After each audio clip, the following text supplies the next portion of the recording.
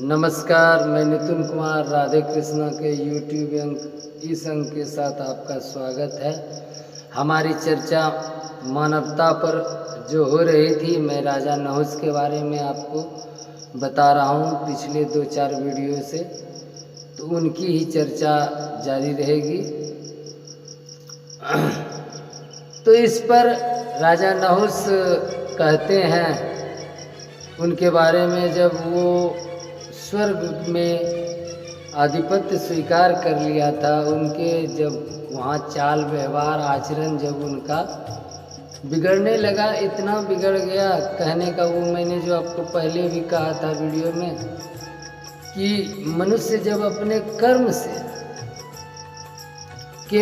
कर्म के बल पर ऊपर उठता है तो वो देवताओं के तुल्य हो जाता है। जिस प्रकार राजा नहुस हुए, वो देवताओं की श्रेणी में आ गए, देवराज इंद्र का पद उन्हें मिला। और जब वही गिरने की स्थिति में आए तो वो 84 लाख योनियों में जो निम्नतम श्रेणी है वहाँ तक चले जाते हैं। उन्हीं के बारे में मैं बता रहा हूँ। तो जब राजा नहुस अपने आप को पूर्ण रूपेण इंद्र समझ लेते हैं, तो उसके बाद वो समझने लगते हैं कि मैं इंद्र हूँ, तो इंद्र की सारी संपदाओं का अधिकारी मैं हूँ, जहाँ तक उनका क्षेत्र है उन सब का स्वामी मैं हूँ। तो एक दिन ऐसा होता है कि वो देवी सची, जो कि इंद्र की पत्नी है, इनके बारे में आप लोग सभी जानते होंगे, देवी सची जो कि इंद्र की पत्नी है, तो ये अब इंद्र की पत्नी के पास जाते हैं। तो वो स्वागत करती हैं उनका, कहते हैं कि आइए महाराज बैठिए, उनको आसन देते हैं, बैठते हैं। तो उसके बाद कहते हैं कि बताइए महाराज, मैं आपकी क्या सेवा कर सकती हूँ। आप 1 वर्षों से स्वर्ग में महाराज का पद संभाल रहे हैं, देवराज इंद्र का पद संभाल रहे हैं। पहली बार हमारे कहने का है कि पहली बार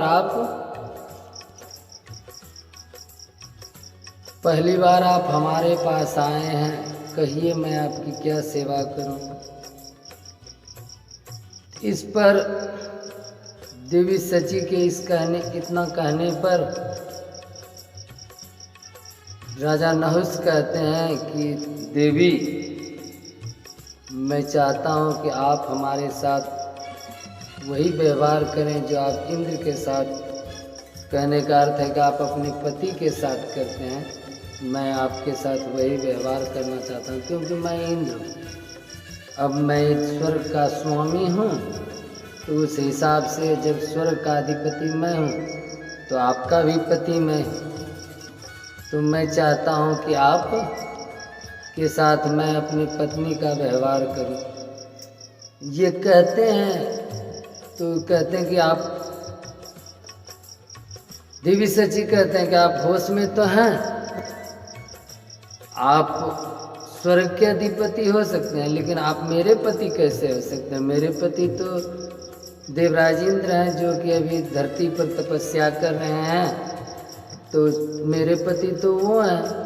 आप स्वर्ग के राजा हो सकते हैं, लेकिन आप मेरे पति नहीं हो सकते। तो वो कहते हैं नहीं, जब मैं स्वर्ग का राजा हूँ, मैं इंद्र हूँ, तो इंद्र की सारी संपदा मेरी है।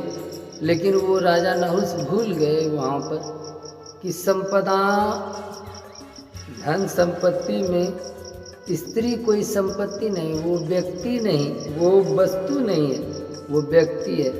तो वो राजा नहुस उनके साथ जबरदस्ती करना चाहते हैं। जिस प्रकार से अभी के कहने का अर्थ है कि अभी के माहौल में जैसे कोई पुरुष किसी स्त्री के साथ जबरदस्ती करता है, तो यहाँ के लोग उसको दुष्कर्म कहते हैं, अंग्रेजी में उन्हें रेप कहते हैं। कई प्रकार की भाषाएं, हर भाषाओं में उनका अलग होता है। इसी प्रकार से अब वहाँ स्वर्ग में राजा नहुस देवी सची का एक तरह से कहिए कि चीर हरण करना चाहते थे, यही शब्द अच्छा लगेगा।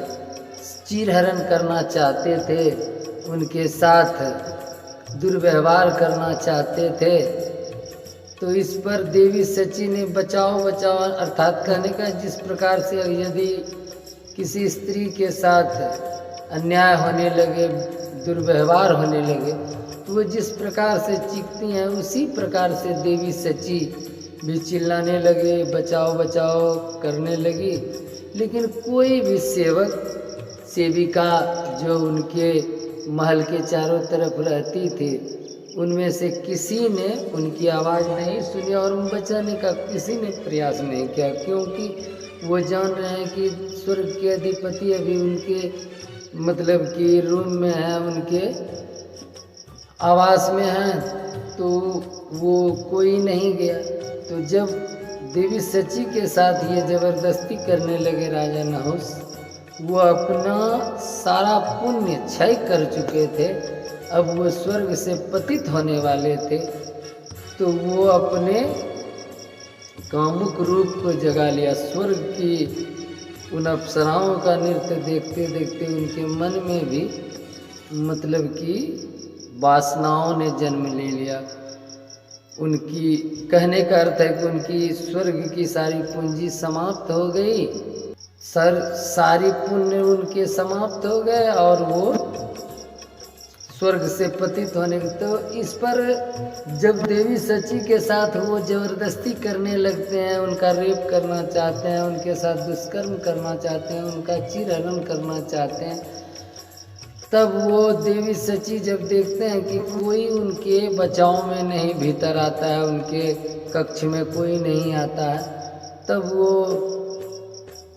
महादेव को पुकारते हैं कि हे प्रभु, अब मेरी लाज आपके हाथों में है। जिस प्रकार से जब पांडवों के रहते हुए जब द्रौपदी का चीर दुशासन खींचने लगा और देखा कि उन पांचों में से किसी ने उनकी मदद नहीं की, उस सभासद उन राज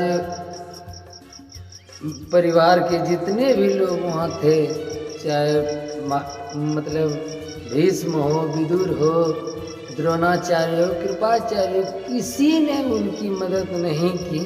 सभी देखते रह गए, मुख झुकाए हुए बैठे रह गए।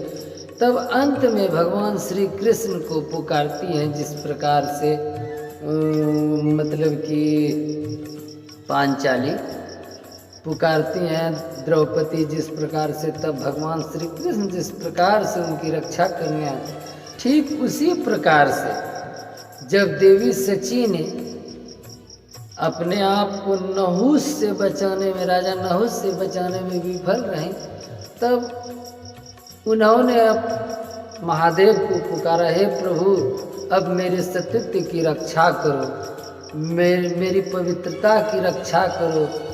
आज ये हमारी पवित्र शरीर पर कलंकित करने वाला है, रक्षा करो। वो महादेव को पुकारते हैं, तब भगवान महादेव स्वयं वहाँ प्रकट होते हैं और वो राजा नहुस को सावधान करते हैं और कहते हैं, नहुस ये क्या कर रहे हो तुम? तुम्हें स्वर्ग का राजा बनाया था हमने।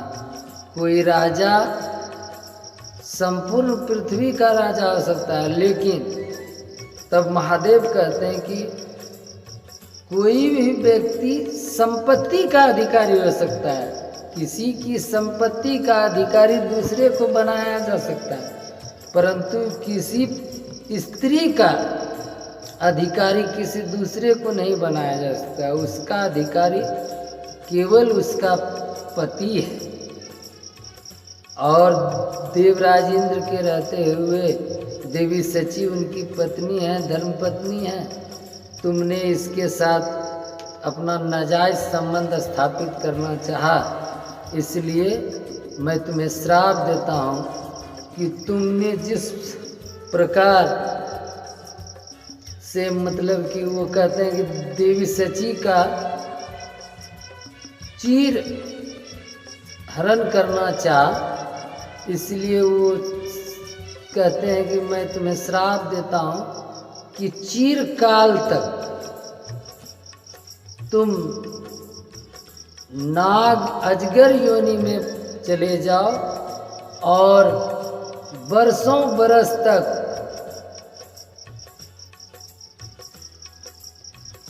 तुम बरसों बरस तक अजगर योनि में पड़े रहो और पाताल में ही तुम्हारा निवास होगा। इतना कहते हैं राजा नहुष उसी समय अजगर में परिवर्तित हो जाते हैं और स्वर्ग से पतित होकर वो पाताल में चले जाते हैं। चिरकाल तक वो पाताल में ही निवास करने लगते हैं। तो ये मैंने आपको बताया मानवता के बारे में कि जब मनुष्य, जो गीता में भगवान श्री कृष्ण कहते हैं और हमने भी आपको कई वीडियो में कहा है, बहुत सारे संत महात्मा कहते हैं कि कर्म के ही बस में मानव कर्म के बस से होकर देवता बन सकता है, और जब वो अपने स्तर से नीचे गिरता है तो वो 84 लाख योनियों में सबसे निम्न स्तर पर पहुंच जाता है। तो इस पर मैं आज आपको एक फिल्म देखी थी मैंने, उसके बारे में नाना पाटेकर जी का एक छोटा सा डायलॉग है, आज मैं वो भी आपको कह देता हूँ। तो इसी के संबंध में इसलिए कह रहा हूँ, नाना पाटेकर जी अपने डायलॉग में कहते हैं, गिरो गिरो उस झरने की तरह गिरो जो गिरकर भी अपनी सुंदरता को बरकरार रखता है। तो हमारे इस पेज को लाइक करें, शेयर करें और सब्सक्राइब करें। आज के लिए मानवता का अंतिम वीडियो इतना ही। शेष मानवता पर चर्चा जारी रहेंगी और कथाओं के साथ। तब तक के लिए नमस्कार, राधे राधे, जय श्री कृष्ण, शुभ रात्रि।